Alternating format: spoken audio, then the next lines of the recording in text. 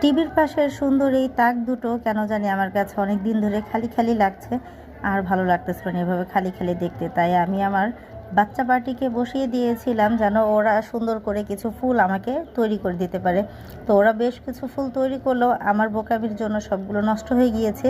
এখানে যেগুলো অবশিষ্ট ছিল আমি চেষ্টা করেছি এগুলোকে কাজে লাগানোর জন্য, আর আলহামদুলিল্লাহ এত সুন্দর একটা রেজাল্ট পাবো এই ফুলগুলো দিয়ে আমি কল্পনাও করতে পারিনি। আমার যে এই তাকের খালি অংশগুলো ছিল আমি চেষ্টা করেছি এখানে এই ফুলগুলো লাগানোর জন্য, আর বিশ্বাস করো লাগানোর পরে এই ফুলগুলো যে এত পরিমাণে সুন্দর লাগছে বা এত সুন্দর দেখা যাবে এটা আমার কল্পনারও বাইরে ছিল।